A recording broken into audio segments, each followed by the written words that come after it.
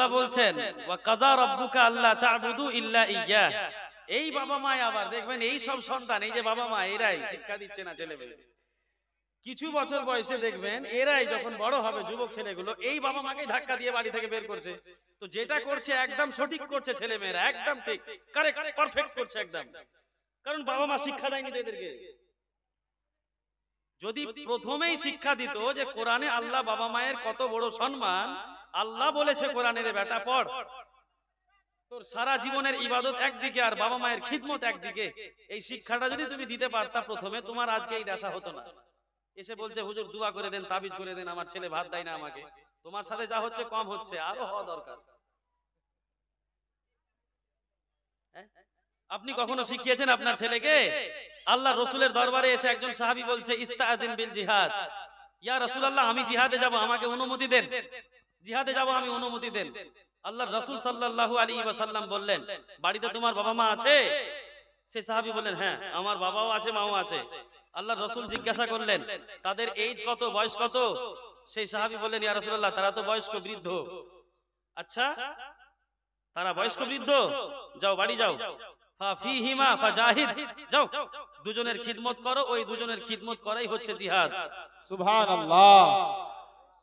আপনি শিক্ষা দিয়েছেন আল্লাহর রাস্তায় জিহাদ করলে যতটুকু সওয়াব পাওয়া যায়, বাবা মায়ের খিদমত করলে ততটুকুই সওয়াব পাওয়া যায়।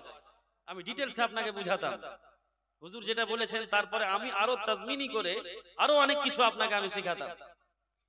বাবা মায়ের খিদমতটা কত ইম্পর্টেন্ট আল্লাহর কাছে, যে আল্লাহর ইবাদতের সাথে বাবা মায়ের খিদমতকে আল্লাহ জড়িত করছেন। বুঝতে পারছেন আপনি আল্লাহ কাকে বলে? আল্লাহ কত ইম্পর্টেন্ট দিয়েছে আপনাকে, মানে বাবাকে মাকে, আপনার খিদমতকে, আপনার সেবাকে। সন্তানের জন্য আল্লাহ নিজের ইবাদতের পরে ডাইরেক্টলি আপনার কথা বলছেন। ওয়া কাযা রাব্বুকা আল্লা তা'বুদু ইল্লা ইয়্যাহ, তোমার রব ফয়সালা করে দিয়েছে আল্লাহ ছাড়া কারো ইবাদত হবেই না। মানে আল্লাহ বলছেন আমি ছাড়া কারো ইবাদত হবে না। আর তারপরে পরে আল্লাহ বলছে ইসমতলি, আয়াত নেই মধ্যখানে, ডাইরেক্টলি মিলিয়ে বলছেন আল্লাহ। আল্লাহ কি বলছেন? ওয়াবিল ওয়ালিদাইনি ইহসানা, আমার ইবাদত করবা আর দুনিয়াতে যতদিন তোমরা বেঁচে থাকবা বাবা মায়ের সাথে ইহসান করবা। কি করবা বলেন? ইহসান। ইহসান কথাটা বলেন, ইহসান ইহসান। এবার কথা হচ্ছে ইহসান কাকে বলে? চাচা বলছে ভালো ব্যবহার না, ইহসান শুধু ভালো ব্যবহার না। শুনেন ইহসানের উত্তরটা আল্লাহ নিজেই কোরআনে দিচ্ছে। রব্বুল আলামিন বলেন ইহসান কাকে বলে? ইহসান বুঝি না। আল্লাহ পাক ইহসান বলছেন ওয়াবিল ওয়ালিদাইনি ইহসানা, বাবা মায়ের সাথে ইহসান করো। আল্লাহ ইহসান কাকে বলে ইহসান বুঝলাম না। রব্বুল আলামিন নিজেই বলছেন ইম্মা ইয়াবলুগান্না ইনদাকাল কিবারা আহাদুহুমা আও কিলাহুমা ফালা তাকুল লাহুমা উফফিন ওয়ালা তানহারহুমা। সুবহানাল্লাহ। ইহসান কাকে বলে আল্লাহ নিজে উত্তর দিচ্ছে। শুনো ইহসান কাকে বলে।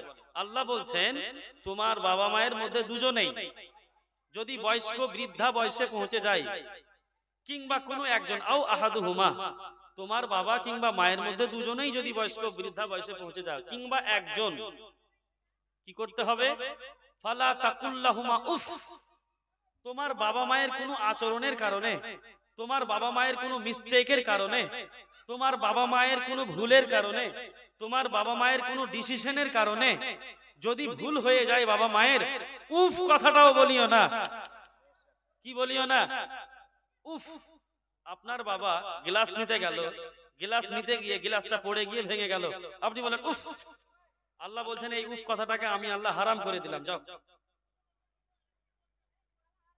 উফ কথাটাকে আল্লাহ হারাম করলেন। এবার বলেন দেখি, উফ কথাটা যদি হারাম আল্লাহ করে দেয়, তাহলে বাবা মাকে হাতে মারলে কি হবে? বাবা মাকে খাবার না দিলে কি হবে? বাবা মাকে বাড়ি থেকে বের করে দিলে কি হবে? যেখানে আল্লাহ উফ কথাটাকে হারাম করে দিলেন। আর আগে বলছেন যে না, অনেক সময় অনেক ছেলেকে দেখা দেয় ঝেড়কেনি দেয়, বলে এই বাবা তুমি চুপ থাকো, তুমি কি বুঝো, তুমি চুপচাপ থাকো, তো তুমি জানো না এগুলো, বুঝো না। এই আম্মা তুমি কি বুঝো, তুমি জানো না এগুলো, চুপ থাকো তুমি। এই ঝেড়কানি দিচ্ছেন আপনি বাবা মাকে।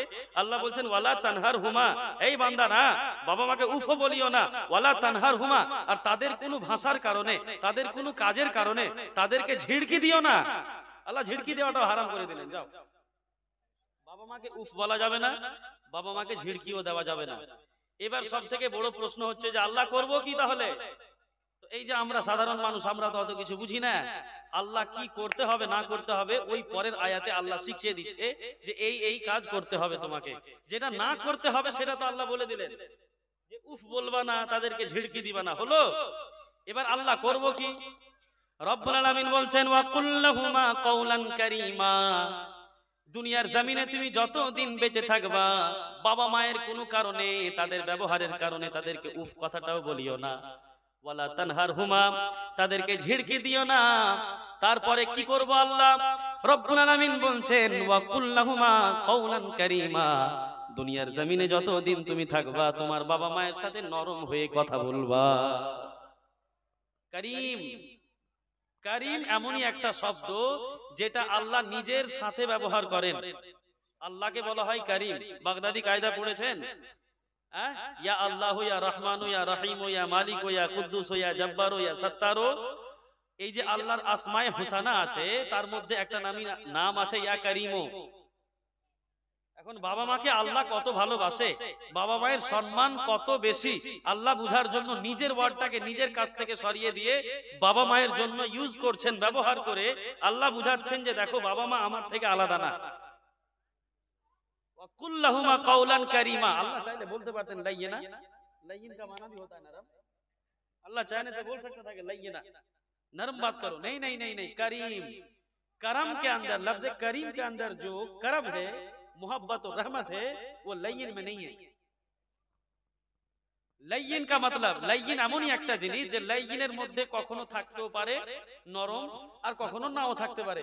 এখন আপনার মেজাজ ভালো আছে, আপনি লয়্যিন হয়ে যেতে পারেন, কিন্তু করিম ওই লোকটাকে বলা হয় যেই লোকটা সর্বদা নরম হয়ে থাকে, তাকে করিম বলা হয়। যেমন আল্লাহ করিম, বুঝতে পারছেন? তো আল্লাহ বাবা মায়ের জন্য বলছেন ওয়া কুল্লাহুমা কাওলান কারীমা।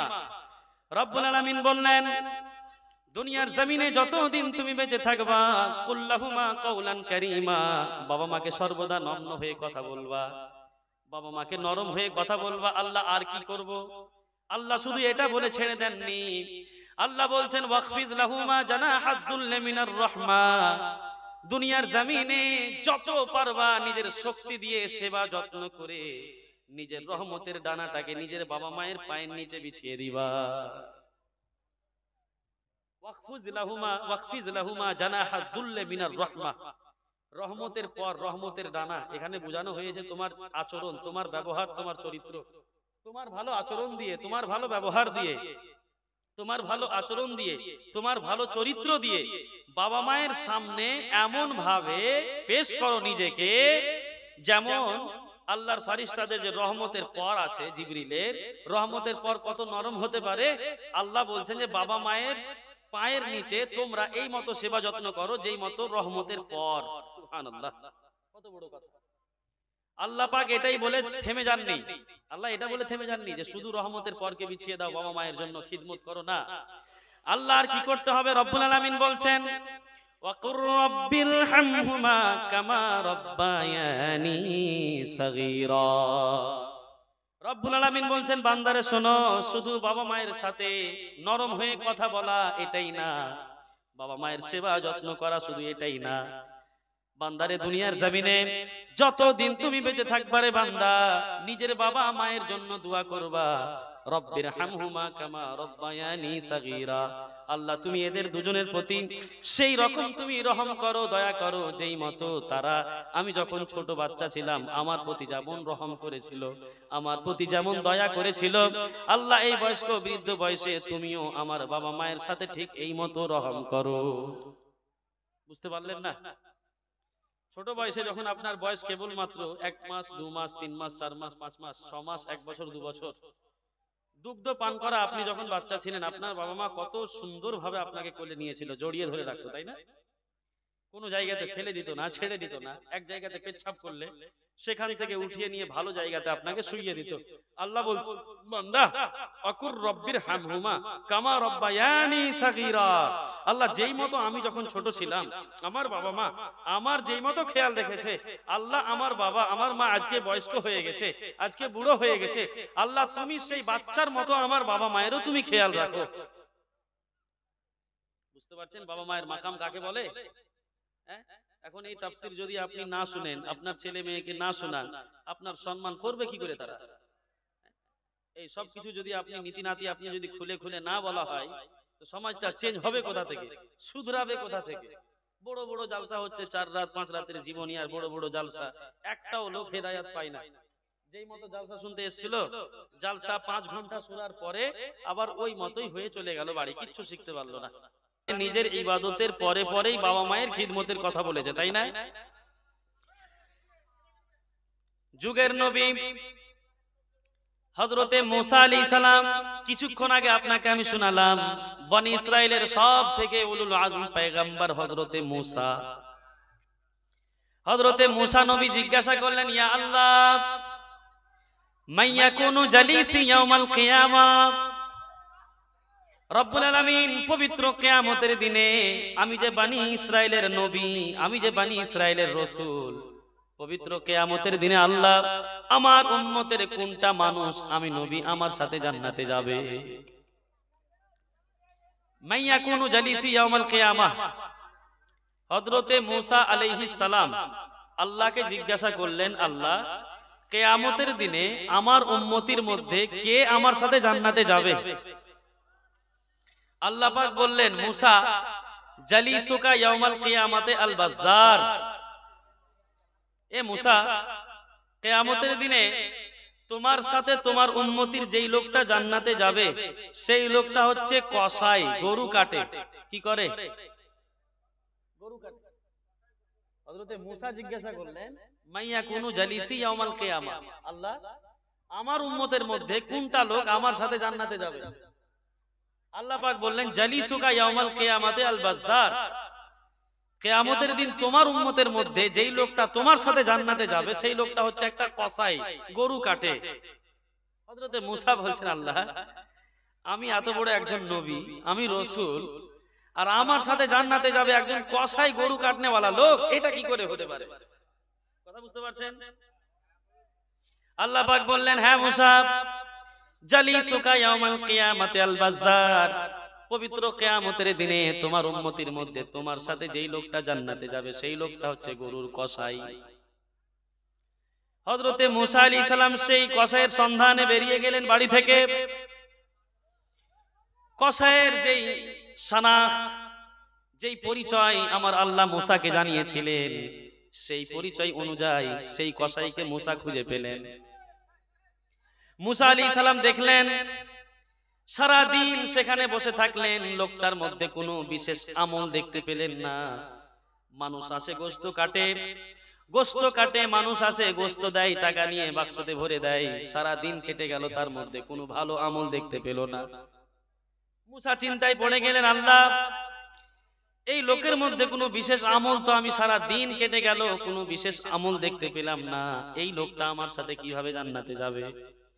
রব্বুল আলামিন বললেন, মূসা কাযালিকা, ব্যাপারটা এই মতোই, আমি আল্লাহ তোমার তাকদীরে লিখে দিয়েছি, আমার লৌহে মাহফুজে এই জিনিসটা আমি আল্লাহ লিখে দিয়েছি, ফয়সালা হয়ে গেছে মূসা, সেই লোকটাই তোমার সাথে জান্নাতে যাবে।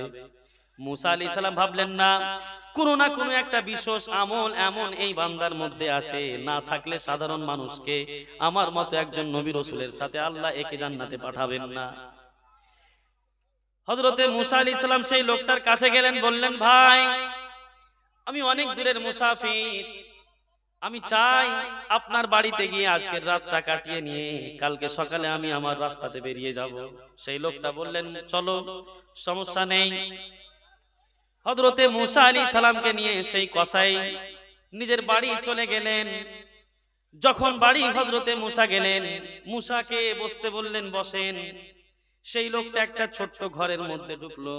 ঘরের মধ্যে ঢোকার পরে বয়স্ক বৃদ্ধা একটা মহিলাকে সেই ছোট্ট রুম থেকে বের করে নিয়ে সুন্দর করে স্নান করিয়ে দিল, নতুন পোশাক পরিয়ে দিল, নিজে হাতে গোশতগুলো কেটে কেটে গোশত রান্না করলো, নিজে হাতে রুটি পাকালো, আর সেই বয়স্ক বৃদ্ধা মহিলাকে নিজের হাতে তুলে তুলে খাওয়াতে লাগলো, তুলে তুলে খাওয়াতে লাগলো। হযরতে মূসা আলাইহিস সালাম দেখছেন, যখন এই লোকটা ওই বয়স্ক মহিলার মুখে কিছু তুলে তুলে দিচ্ছেন, ওই বয়স্ক মহিলাটা যেন বিজ বিজ করে মুখ দিয়ে কিছু একটা শব্দ বলছে। খাওয়া যখন কমপ্লিট হয়ে গেল, ওই লোকটা যখন মুসার কাছে আসলেন, মুসা জিজ্ঞাসা করলেন, ভাই সেটা কে? হযরতে মুসা বললেন, সেই লোকটা বলল, হাযিহি উম্মি, এটা আমার মা। কি বললেন? এটা আমার মা। এই দুনিয়াতে আমার মা ছাড়া আমার কেউ নেই, আর আমার মায়ের আমি ছাড়া কেউ নেই। হযরতে মুসা বলেন, আচ্ছা তাই নাকি, সেটা তোমার মা? আচ্ছা, যখন তুমি রুটি খাওয়াচ্ছিলা তোমার মাকে, আমি দেখলাম তোমার মা কিছু একটা কথা বলছিল বিদ বিদ বিদ বিদ করে। তুমি রাগছিলা বারবার তোমার মায়ের উপরে, যে মা চুপ করো তো, চুপ করো তো। কিন্তু তোমার মা যেন কিছু একটা কালেমা, কিছু একটা বাক্য বলছিল, সেটা কি ছিল? সেই লোকটা বলল, আপনাকে আমি চিনি না, জানি না, তবে শুনেন, আমার মা, আমি সন্ধ্যায় দোকান থেকে যখন ফিরে আসি, আমার মাকে স্নান করিয়ে দিই, নতুন পোশাক পরিয়ে দিয়ে খাবার খাইয়ে যখন দিই মুখে উঠে, আমার মা খুশি হয়ে আমাকে একটা দোয়া দেয়।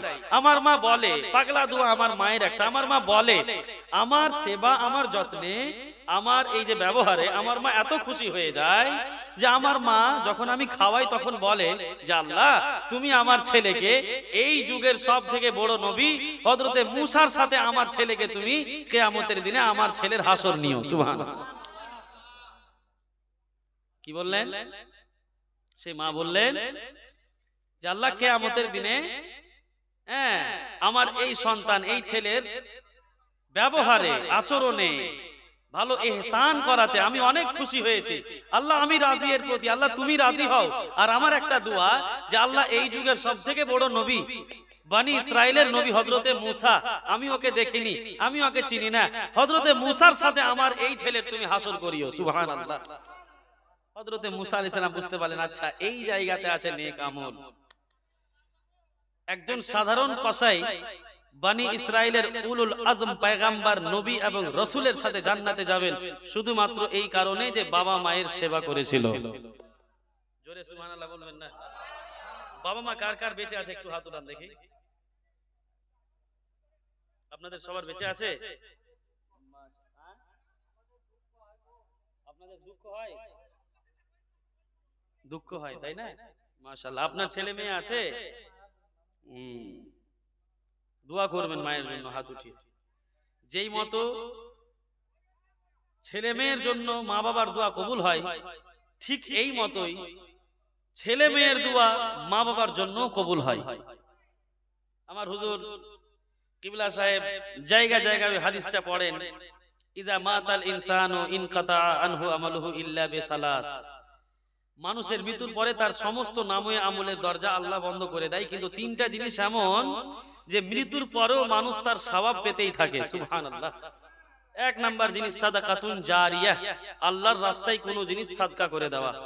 আপনি মরে গেছেন, আপনার ছেলে আপনার নামে সাদকা করছে, আমি আপনার নামে বন্ধু হয়ে সাদকা করছি, আপনার নামে, আপনি চলে গেছেন দুনিয়া ছেড়ে, আপনার নামে সাদকা করলাম, আপনি নেকি পেতেই থাকবেন। এক নাম্বার জিনিস সাদকায়ে জারিয়া।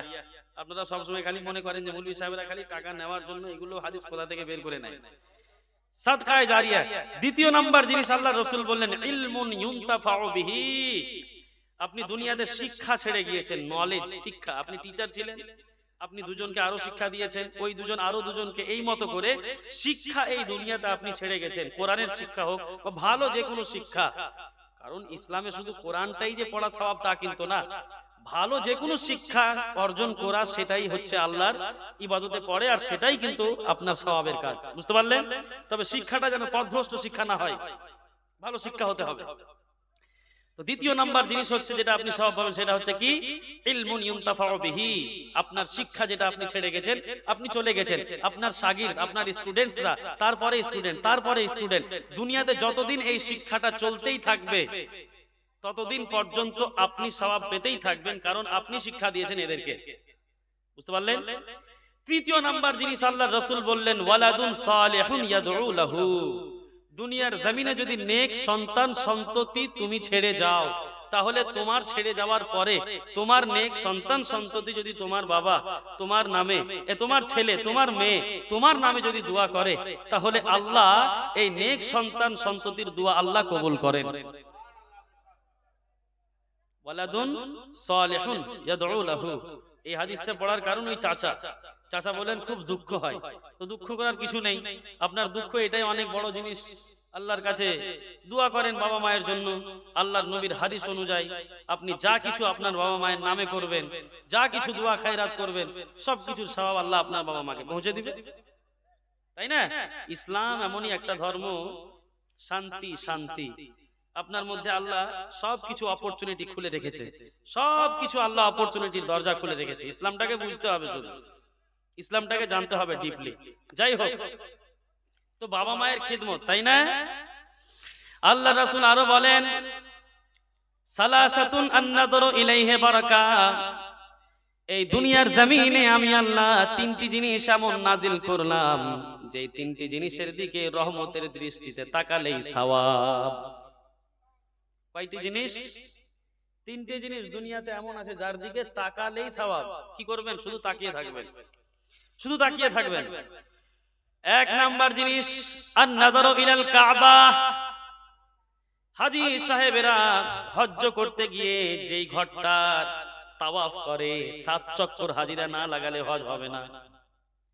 দুনিয়ার জমিনে যত নবী যত রসুল এই দুনিয়াতে এসেছেন, অধিকাংশ বড় বড় নবী এবং রসুলদের কিবলা ছিল এই কাবা ঘর।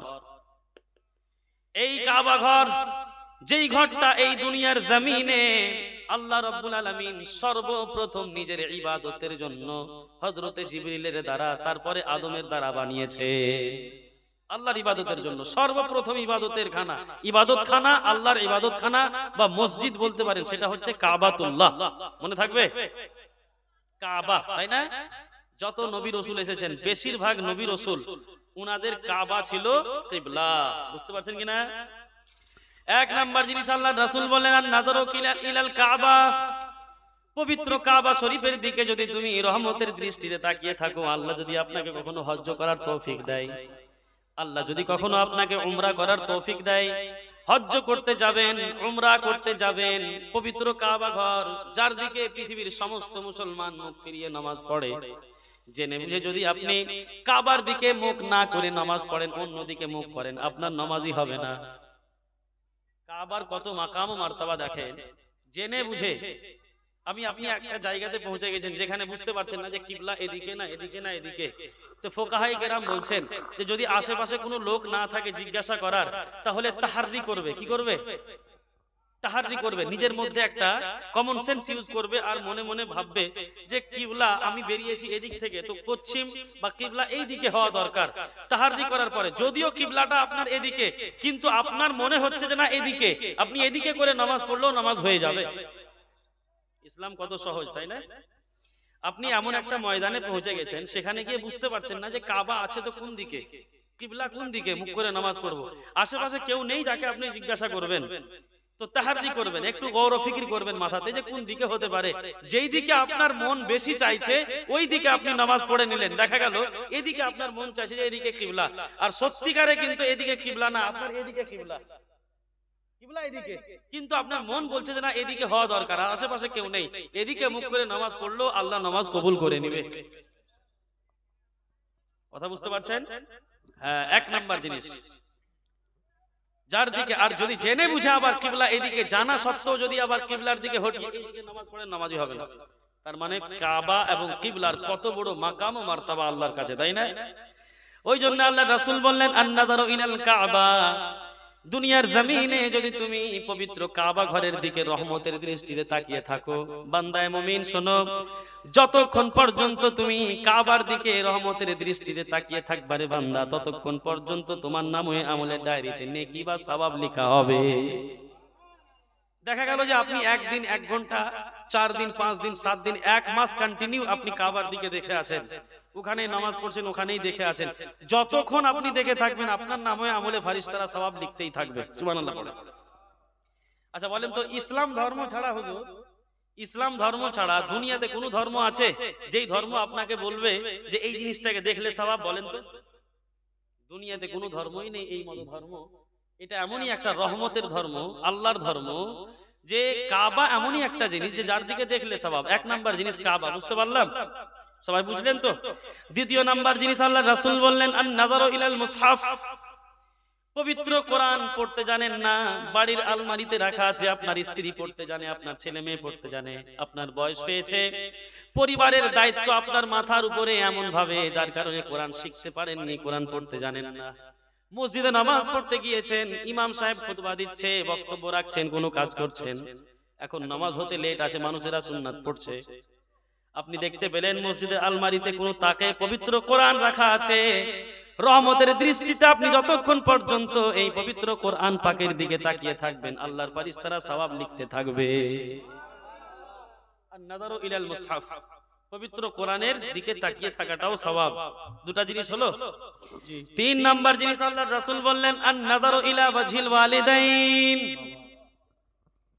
তৃতীয় নাম্বার জিনিস হলো সেই দুনিয়ার জমিনে তোমার বাবা তোমার মা যদি বেঁচে থাকে রে বান্দা, তোমার বাবার দিকে তোমার মায়ের দিকে তাদের চেহারার দিকে যদি তুমি রহমতের দৃষ্টিতে তাকিয়ে থাকো, যতক্ষণ পর্যন্ত তোমার মায়ের রহমতের চেহারার দিকে তাকিয়ে থাকবা, যতক্ষণ পর্যন্ত তুমি তোমার বাপের চেহারার দিকে তাকিয়ে থাকবা, যতক্ষণ পর্যন্ত তুমি তাকাবা, ততক্ষণ পর্যন্ত ফেরেশতারা নেকি সওয়াব লিখতে থাকবে। সুবহানাল্লাহ। বাবা মায়ের চেহারার দিকে তাকিয়ে থাকাটাও সওয়াব। বুঝলেন তো? তার মানে বাবা মায়ের চেহারাতে যদি মারা যায় তাহলে কি হবে? ওই লোকটা জাহান্নামে যাবে কিনা? আল্লাহর রাসূল বলছেন লাউ কাতাআতা জিলদাক, তুমি যদি তোমার শরীরের চামড়াকে নিজে হাতে কেটে জুতা বানিয়ে দাও, লাউ কাতাআতা জিলদাক, তুমি যদি তোমার শরীরের চামড়াকে কেটে দাও আর নিজের শরীরের চামড়া দিয়ে চামড়ার জুতা বানিয়ে তোমার বাবা তোমার মায়ের পায়ে তলে যদি তুমি রেখে দাও, আল্লাহর রাসূল বলছেন যে তুমি ছোট্ট বয়সে যে মায়ের দুধ খেয়েছো, ওই দুধের এক ফোঁটা দুধের ঋণ তুমি শোধ করতে পারবা না। কথা বুঝতে পারছেন? এটা হচ্ছে মাকাম মারতাবা আল্লাহর কাছে বাবা এবং মায়ের। সুবহানাল্লাহি ওয়া বিহামদিহি, কত বড় মাকাম ও মারতাবা, তাই না? আরো একটা হাদিস শুনেন, আল্লাহর রাসূল জনাবে মুহাম্মদুর রাসূলুল্লাহ সাল্লাল্লাহু তাআলা আলাইহি ওয়াসাল্লাম বললেন কিলাহুমা জান্নাতুকা ওয়া কিলাহুমা নারুকা। দুনিয়ার জমিনে যাদের বাবা মা বেঁচে আছে, এই বাবা মা হচ্ছে তোমাদের জন্য জান্নাত, এই বাবা মাই হচ্ছে তোমাদের জন্য জাহান্নাম। কিলাহুমা জান্নাতুকা ওয়া নারুক, এই বাবা মাই হচ্ছে তোমার জন্য জান্নাত, এই বাবা মাই হচ্ছে তোমার জন্য জাহান্নাম।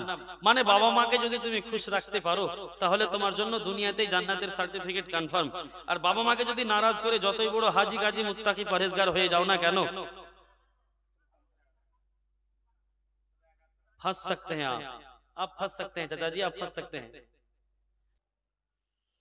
লোকমানের মুনিব ভাবলো দেখি শত শত মানুষ, হাজার হাজার মানুষ আমার বাড়ির সামনে এসে আমার বাড়িতে থাকা একজন চাকর, একজন রাখালের কাছ থেকে মানুষ জ্ঞান নিয়ে যায়, আমার কাছে কেউ আসে না।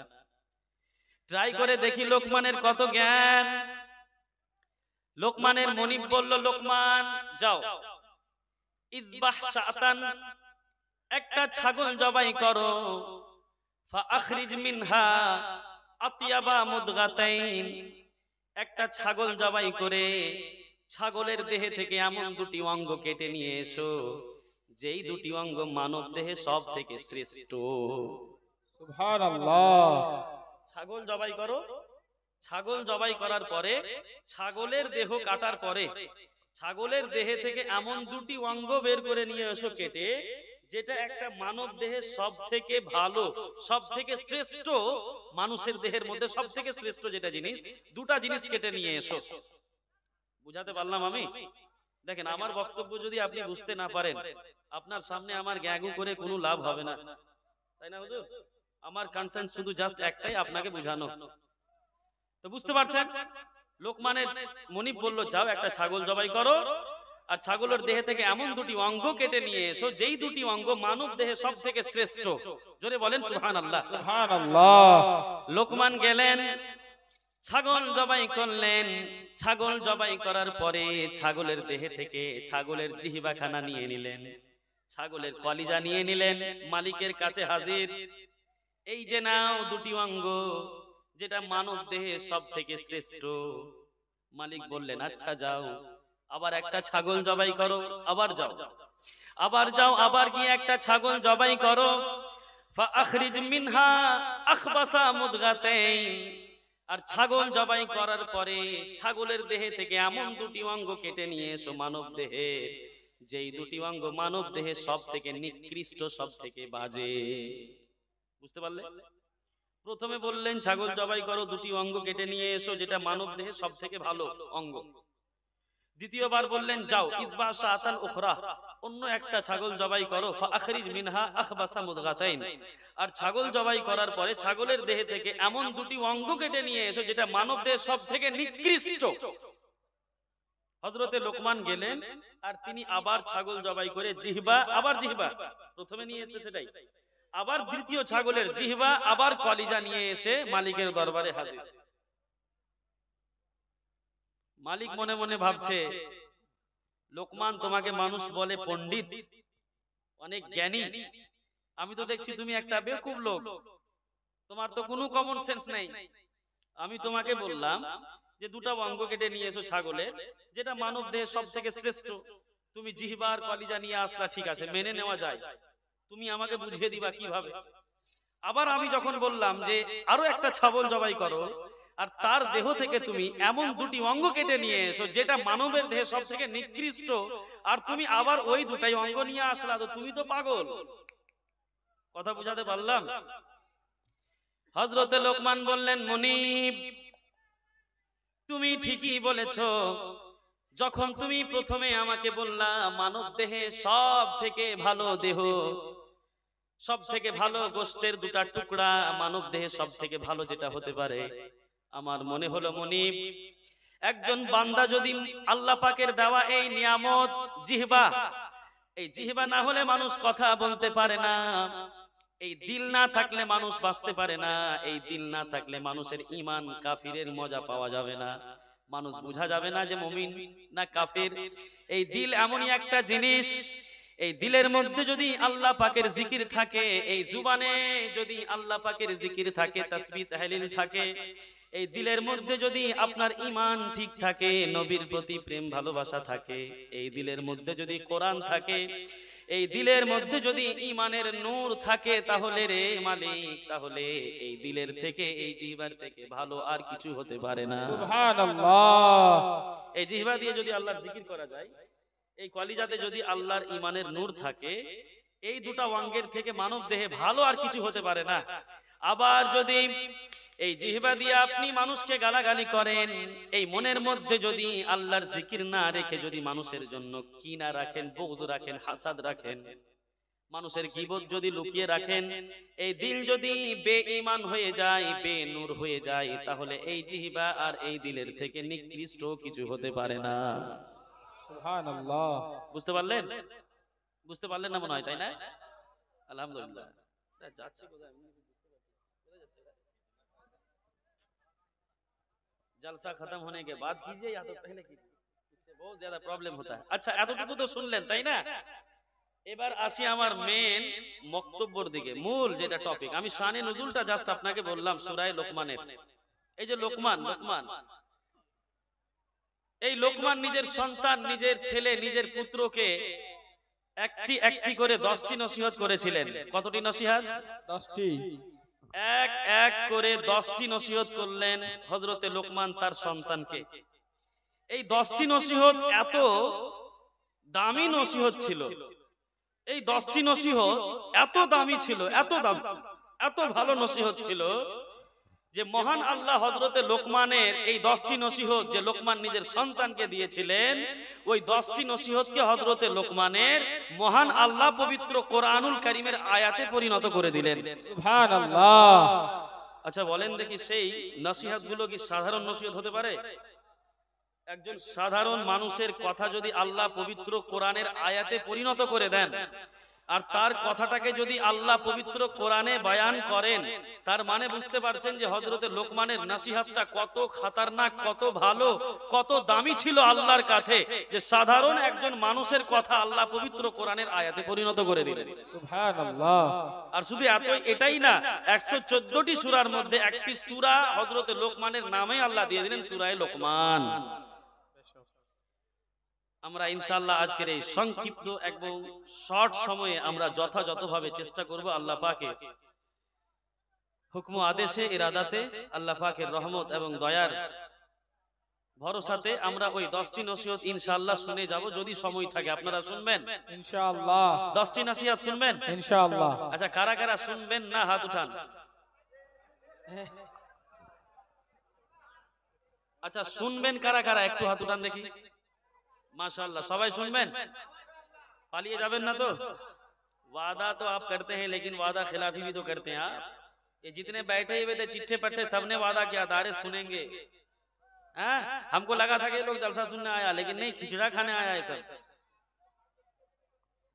হযরতে লোকমানের 10টি নসিহত, একটা একটা করে নসিহত শুনেন।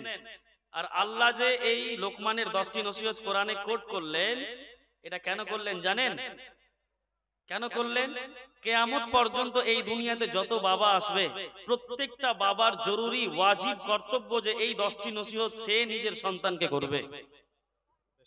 কোরআনটা কিসের জন্য? চালিসাতে পড়ার জন্য শুধু? হ্যাঁ, মাইয়াতের সামনে খুলে পড়ার জন্য, শুধু তারাবি পড়ার জন্য না। কোরআনটা বুঝার জন্য, কোরআনটাকে বুঝার জন্য, পড়ার জন্য, তার প্রতি আমল করার জন্য, তাই না?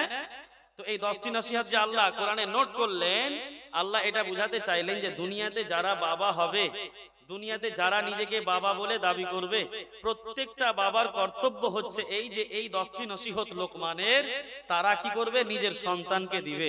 ইনশাআল্লাহ আজকে 10টি নসিহত শুনে যান, আপনারাও কালকে থেকে নিজের সন্তানকে নসিহত করবেন এই 10টি নসিহত ইনশাআল্লাহ।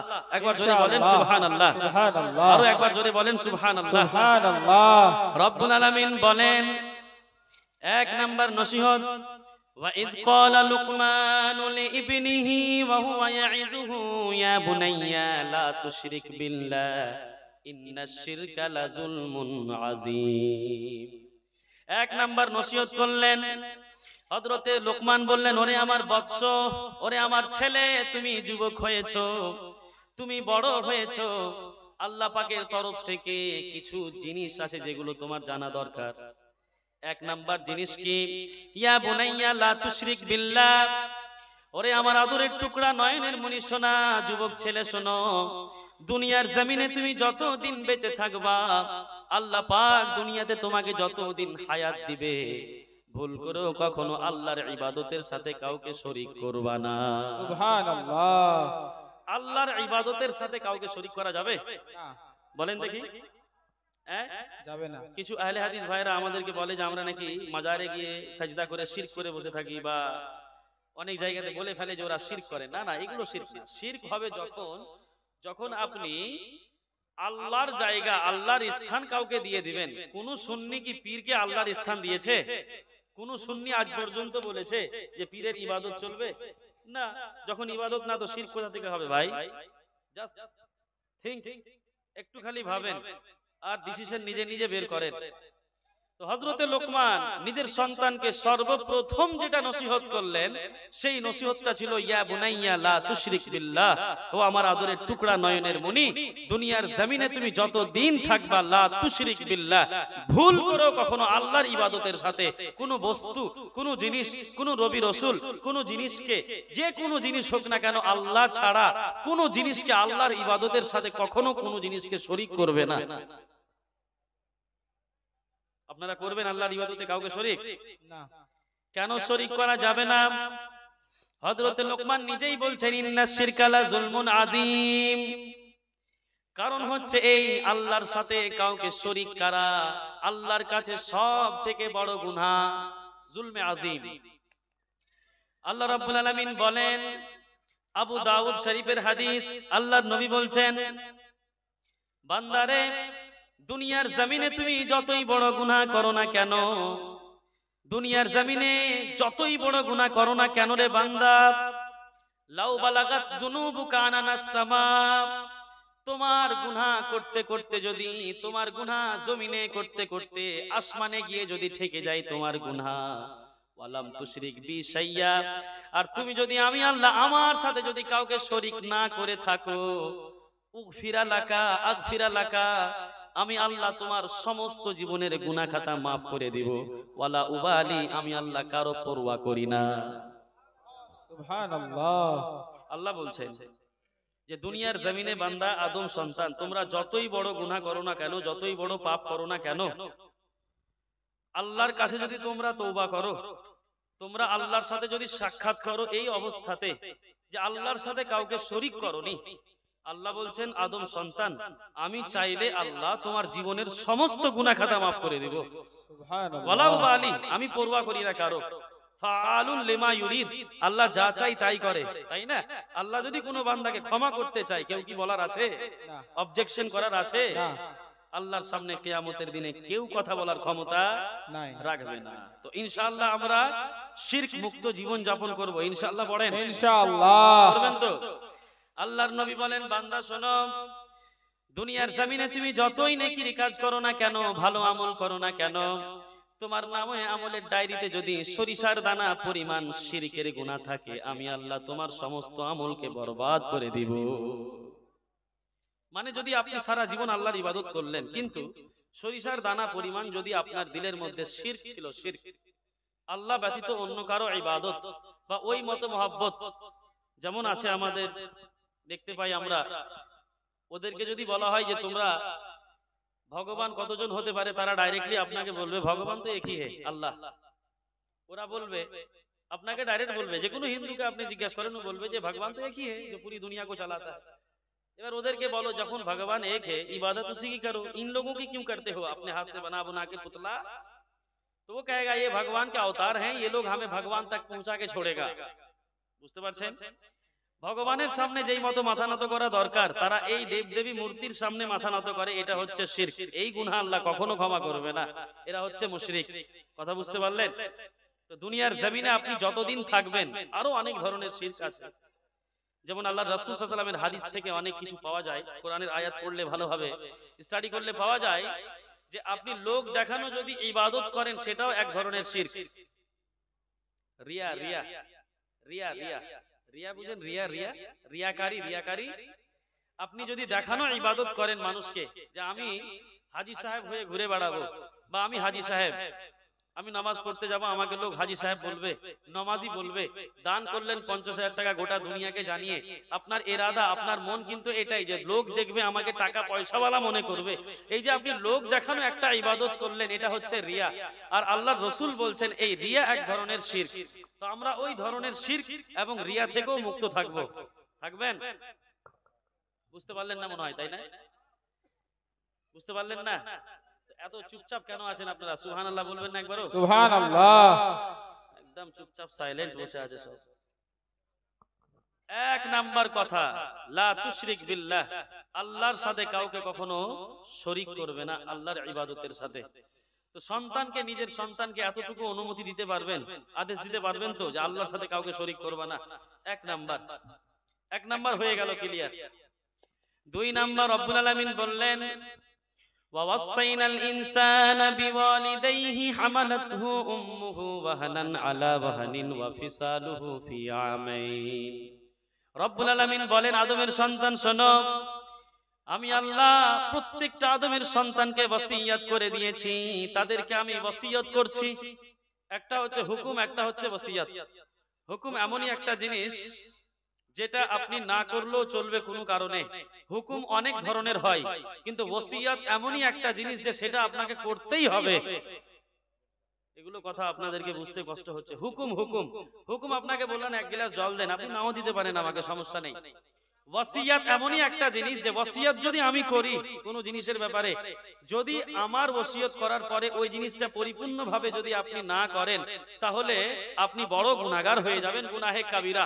মানে বড় গুনাহ করলে যতটুকু আপনি গুনাহ পাবেন, ঠিক সেই মতো ওসিয়ত পূর্ণ না করলে ততটুকু গুনাহ পাবেন। হুকুম আলাদা জিনিস, হুকুম অমান্য হতেই পারে, আমরা সাধারণত হুকুম অমান্য করি।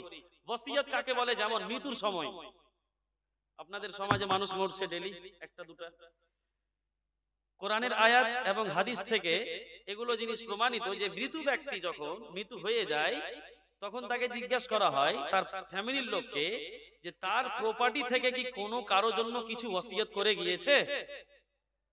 বুঝতে পারছেন? ওসিয়ত, ওসিয়ত এমনই একটা জিনিস যেটা আপনাকে পূর্ণ করতেই হবে, করতেই হবে, আর কোনো ছাড় নেই। আল্লাহ এখানে চাইলে বলতে পারতেন যে আমি আল্লাহ তোমাদেরকে আদেশ দিচ্ছি বা হুকুম দিচ্ছি যে তোমরা তোমাদের বাবা মায়ের সাথে কি করো, ভালো ব্যবহার করো, সৎ আচরণ করো।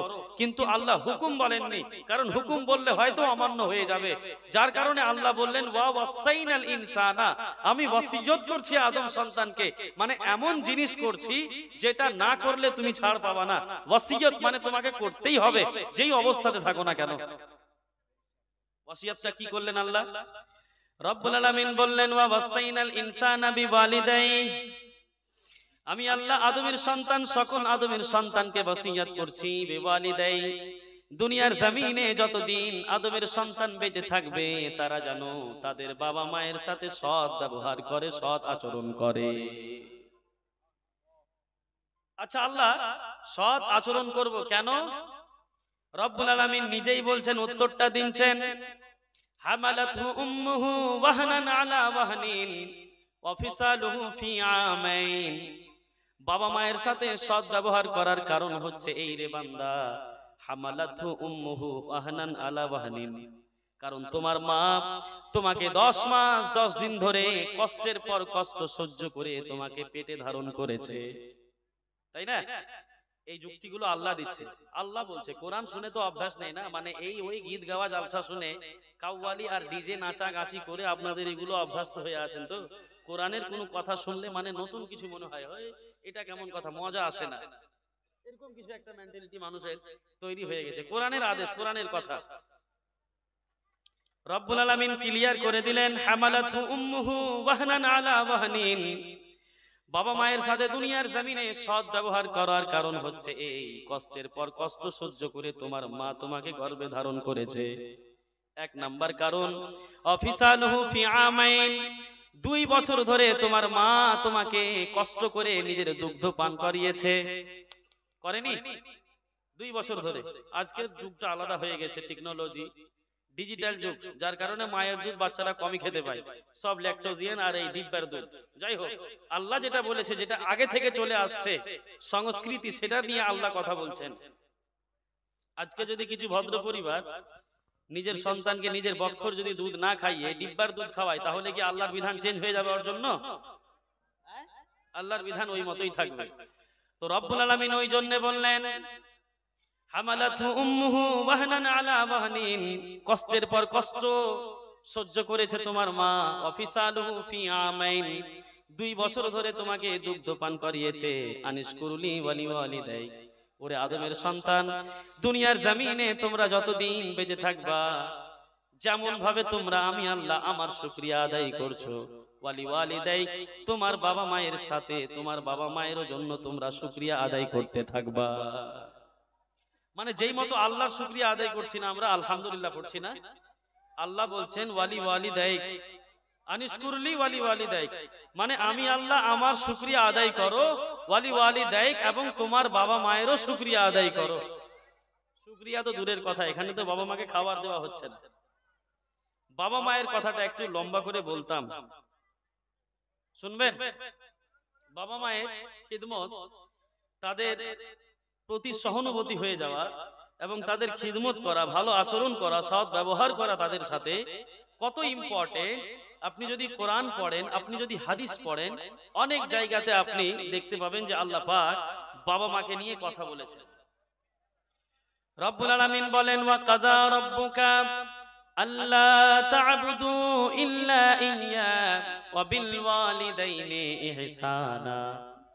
রব্বুল আলামিন বললেন, ওরে আদমের সন্তানেরা শোনো, ওয়া কাযা রাব্বুকা আল্লা তা'বুদু ইল্লা ইয়্যা, তোমার রব তোমার আল্লাহ ফয়সালা করে দিয়েছে, আল্লাহ তা'বুদু ইল্লা ইয়্যা, আল্লাহ ছাড়া কারো ইবাদত হবে না। আল্লাহ ছাড়া কারো ইবাদত হবে?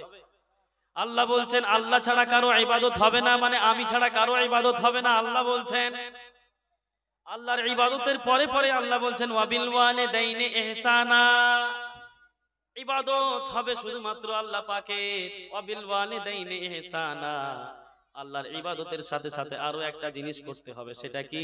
আল্লাহ বলছেন ওয়া বিল ওয়ালিদাইনি ইহসানা, দুনিয়ার জমিনে তুমি যতদিন বান্দা বেঁচে থাকবা, যেই মতো আমি আল্লাহ আমার ইবাদত করবা, সেই মতো তোমার বাবা মায়ের সাথে তুমি ইহসান করবা।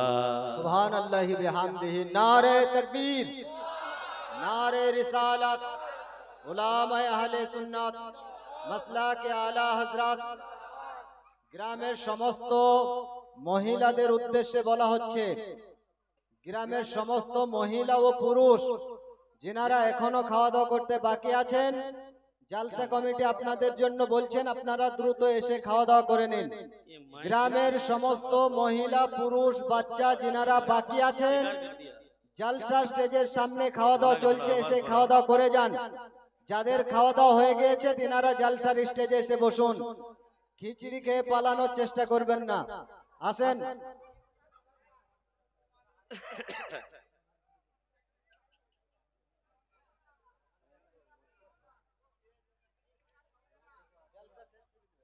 একবার দুরূদে পাক পড়েন, अल्लाहुम्मा।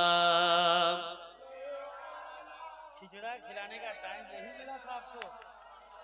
तौबा तौबा, कितनी गलत सिस्टम है बताइए। लोगों को बोलना चाहिए था कि भाई ज्यादा नहीं, 10:30 से 11 बजे तक प्रोग्राम चलेगा, थोड़ा सा सब्र रखिए, सब के सब बैठ के सुनता अभी, पूरा माहौल बिगाड़। सल्लु अला मुहम्मद, हरदम जबाद से निकालो।